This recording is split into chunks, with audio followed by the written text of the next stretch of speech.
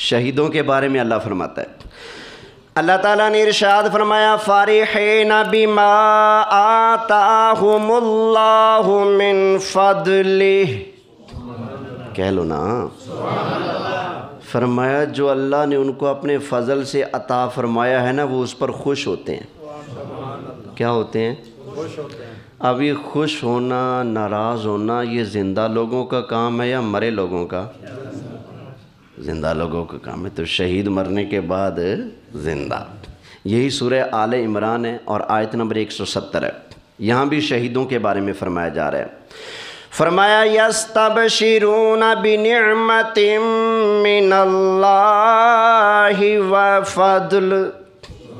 وفضل، فرمایا وہ اللہ کی نعمت اور اللہ کے فضل پر خوشیاں مناتے ہیں۔ کیا کرتے ہیں؟ خوشیاں مناتے ہیں۔ تو یہ آیت بھی بتا رہی ہے کہ شہید کیا ہیں؟ زندہ ہیں۔ کتنی آیتیں ہوگی؟ سورہ جمعہ ہے 28واں پارہ۔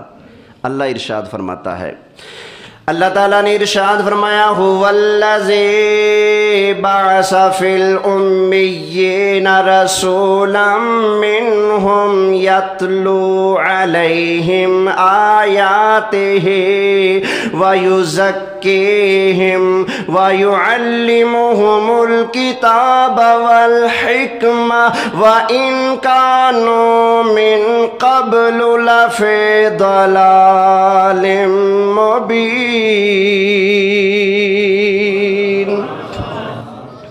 اب ذرا ترجمہ سنیے گا، فرمایا اللہ وہ ہے، اللہ وہ ہے۔ یہ اللہ اپنا تعارف کرا رہا ہے کہ اللہ کون ہے۔ فرمایا اللہ وہ ہے بعث فی الامیین رسولا، جس نے ان پڑھ برادری کے اندر ایک شان والا رسول بھیجا۔ ان پڑھ برادری کے اندر اپنا شان والا رسول بھیجا، منہم، کسی غیر برادری کا بھی نہیں، جس کو رسول بنا کر بھیجا وہ ہے بھی انہی کی برادری میں سے۔ اب آگے رسول اللہ کی شانیں بیان ہو رہی ہیں، رسول اللہ کی ڈیوٹیاں بیان ہو رہی ہیں، حضور کی کیا کیا ڈیوٹیاں ہیں۔ پہلی ڈیوٹی فرمایا یتلو علیہم آیاتہ،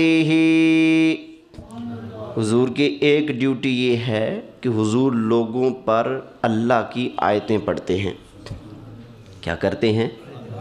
آیتیں پڑھتے ہیں، ایک ڈیوٹی۔ دوسری کیا ہے؟ وَيُزَكِّيهِمْ، حضور انہیں ستھرا کرتے ہیں، پاک صاف کرتے ہیں۔ کیا کرتے ہیں؟ یہ رسول اللہ کی ڈیوٹیاں ہیں۔ پہلی ڈیوٹی ہے آیتیں پڑھتے ہیں لوگوں پر، دوسری ڈیوٹی ہے کہ انہیں کیا کرتے ہیں؟ پاک صاف کرتے ہیں۔ تو پتہ چلا رسول اللہ پاک صاف کرتے ہیں، قرآن کہہ رہے ہیں وَيُزَكِّيهِمْ، حضور پاک صاف کرتے ہیں۔ لیکن دیکھو نا، پاک صاف ہوگا کون؟ دکان پر سودا ہوتا ہے لیکن ملتا اسی کو ہے جو دکان پر جاتا ہے، سوال کرتا ہے، صاف صاف لفظوں میں کہتے ہیں مجھے 2 کلو چینی دو، مجھے 5 کلو گھی دو۔ جو دکان پہ چلو چلا بھی جائے، منہ بند کر کے کھڑا ہو جائے، اس کو دکان سے سودا ملتا ہے؟ بولیے، نہیں ملتا نا۔ تو ایسے حضور کی بارگاہ سے بھی نا یہ کرم والا، فیض والا سودا اسی کو ملتا ہے جو حضور کی بارگاہ سے سوال بھی کرتا ہے، جو کہتا ہے میں گدا تو بادشاہ، بھر دے پیالہ نور کا، نور دن دونا تیرا دے ڈال صدقہ نور کا۔ تو فیض اسی کو ملتا ہے جو جو مانتا ہی نہ ہو اس کو کہاں سے ملے گا؟ سمجھ آئی نا؟ فیض ملنے کے لیے پہلے ضروری ہے کہ مانتا ہو، ماننے کے بعد پھر حضور سے مانگتا ہو، پھر حضور فیض کے دریا بہا دیتے ہیں۔ سمجھ، جو مانے ہی نہ، جو بندہ ٹوٹی کے نیچے ہاتھ کرے ہی نہ تو ٹوٹی اس کو پاک صاف کرے گی؟ جب تک ٹوٹی کے پاس نہیں جاؤ گے ٹوٹی پاک نہیں کرے گی، جب تک حضور سے دل نہیں لگاؤ گے، توجہ نہیں کرو گے، حضور کی بارگاہ میں استغاثہ نہیں پیش کرو گے، حضور کا بھی فیض نہیں ملے گا۔ فیض تب ملتا ہے جب حضور کی بارگاہ میں بندہ عرض کرتا ہے یا رسول اللہ کرم کیجئے خدا کے واسطے۔ توجہ ہے جی؟ تو حضور کی ایک ڈیوٹی ہے کہ حضور آیتیں پڑھتے ہیں، دوسری ڈیوٹی کیا ہے کہ حضور پاک کرتے ہیں، تیسری ڈیوٹی وَيُعَلِّمُهُمُ الْكِتَابَ، حضور قرآن بھی سکھاتے ہیں، قرآن پڑھتے بھی ہیں، پاک صاف بھی کرتے ہیں لوگوں کو، اور قرآن سکھاتے بھی ہیں۔ والحکمہ، اور حضور حکمت بھی سکھاتے ہیں، دانائی بھی سکھاتے ہیں، حکمت بھی سکھاتے ہیں۔ وَإِنْ كَانُوا مِنْ قَبْلُ لَفِي ضَلَالٍ مُبِينٍ، اگرچہ تم ان سے پہلے حضور کی جلوہ گری سے پہلے گمراہ تھے، یہ تو میرا محبوب ہے نا جس نے آیتیں پڑھ پڑھ کے تمہیں گمراہی سے نکال کر ہدایت پر لا کر کھڑا کر دیا ہے، تو پہلے تم کیا تھے؟ گمراہ تھے۔ تو کیا صرف اپنے زمانے کے لوگوں کو حضور پاک صاف کرتے ہیں اور آیتیں پڑھتے ہیں اور حکمت سکھاتے ہیں اور قرآن کی تفسیر سکھاتے ہیں؟ کیا صرف اپنے زمانے کے لوگوں کو؟ نہیں۔ اگلی آیت فرمایا وَآخَرِينَ مِنْهُمْ لَمَّا يَلْحَقُوا بِهِمْ، وہ بعد میں آنے والے، وہ جو ابھی تک حضور سے ملے نہیں، حضور انہیں بھی قرآن بھی پڑھائیں گے، پاک بھی فرمائیں گے، تفسیر بھی سکھائیں گے، حکمت بھی سکھائیں گے۔ جو ابھی پیدا، بولیے صحیح، جو ابھی حضور سے ملے، یہ سورہ جمعہ کی آیتیں ہیں۔ جب یہ آیتیں نازل ہوئیں تو صحیح مسلم شریف کی حدیث ہے، صحابہ کرام نے پوچھا یا رسول اللہ یہ جو قرآن میں آیا ہے، اللہ فرماتا ہے آپ ان کو بھی پڑھائیں گے جو بھی پیدا بھی، ان کو بھی پاک صاف کریں گے، حکمت عطا فرمائیں گے، قرآن کا علم عطا فرمائیں گے جو ابھی آپ سے ملے ہی نہیں، پیدا ہی نہیں ہوئے؟ تو یا رسول اللہ وہ کون ہوگا جس کو آپ پڑھائیں گے لیکن ابھی وہ پیدا آپ کی وفات کے بعد ہوگا لیکن پڑھائیں گے آپ، وہ کون ہوگا؟ حضور کی بارگاہ میں بیٹھے تھے حضرت سلمان فارسی رضی اللہ تعالی عنہ۔ تو صحیح مسلم شریف کی حدیث ہے، میرے آقا علیہ السلام نے اپنا مبارک ہاتھ حضرت سلیمان فارسی کے کندھے پر رکھا۔ سبحان اللہ، کیا شان ہوگی جن کے کندھے پر میرے لجپال نے ہاتھ رکھا ہوگا۔ سبحان اللہ۔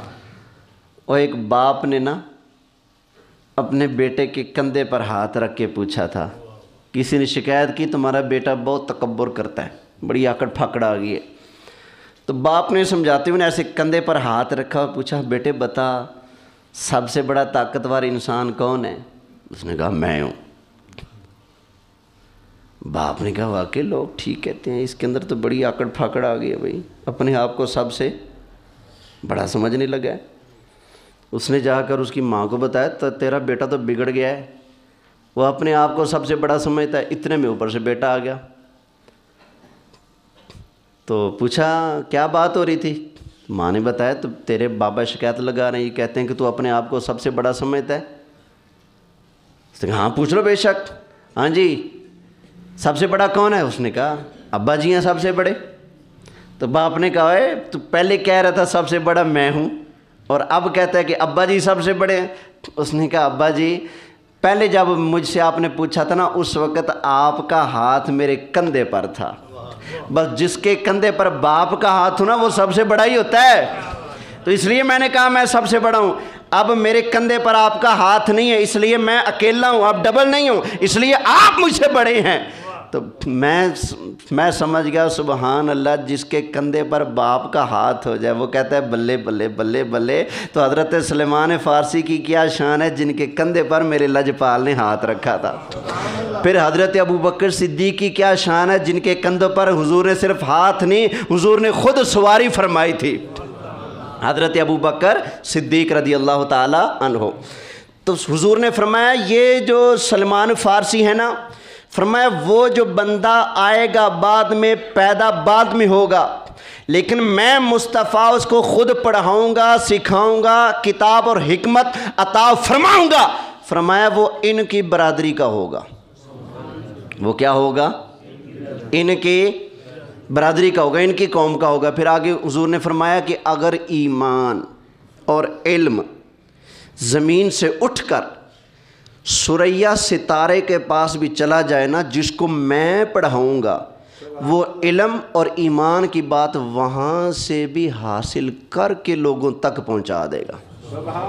فرمایا وہ میرا پڑھایا ہوا ہوگا، ابھی پیدا بھی نہیں ہوا، ہوگا بعد میں، میرا پڑھایا ہوا ہوگا۔ اچھا، جب حضور نے یہ فرمایا تو اب علماء نے فرمایا جی بندہ ڈھونڈو وہ کون ہے۔ حضور نے نام نہیں لیا بلکہ فرمایا کہ ان کی برادری کا ہوگا۔ حضرت سلمان فارسی ہیں تو وہ آنے والا بندہ کیا ہوگا؟ فارسی ہوگا۔ بندہ ڈھونڈو۔ تو دو بندے سامنے آئے، دونوں فارسی ہیں۔ ایک ہیں حضرت امام اعظم ابو حنیفہ، آپ بھی فارسی ہیں، نعمان بن ثابت، اور ایک ہیں حضرت امام بخاری، بخارا کے رہائشی، آپ بھی فارسی ہیں۔ تو کسی نے کہا امام بخاری ہیں، کسی نے کہا امام ابو حنیفہ ہیں۔ جن کو امام ابو حنیفہ سے چڑ ہوتی ہے، فقہ حنفی سے چڑ ہوتی ہے، وہ زیادہ زور دیتے ہیں کہ امام بخاری مراد ہے۔ میں کہتا ہوں ٹھیک ہے، تمہاری بات مانی، چاہے امام بخاری ہوں چاہے امام مسلم ہو۔ ہماری پنجابی میں کہتے ہیں مسئلہ تے رڑے چڑھیا نا، مسئلہ تو سیدھا ہو گیا نا۔ اور خواہ امام بخاری کو حضور خود پڑھائیں، خواہ امام اعظم ابو حنیفہ کو حضور پڑھائیں، کوئی بھی مراد ہو، اتنا تو ثابت ہو گیا نا، میرے آقا علیہ السلام اپنی وفات کے بعد اپنے روضے کے اندر زندہ ہیں، اور جہاں چاہتے ہیں جلوہ فرماتے ہیں، اور جس کو چاہتے ہیں قرآن اور حکمت خود سکھاتے ہیں۔ اتنا تو معلوم ہو گیا نا۔ چاہے امام بخاری مراد ہوں چاہے امام اعظم ابو حنیفہ مراد ہوں، ان کی شانیں ماننے سے پہلے ماننا پڑے گا مصطفیٰ کی شان برحق ہے، تو زندہ ہے واللہ، تو زندہ ہے واللہ، میرے چشم عالم سے چھپ جانے والے۔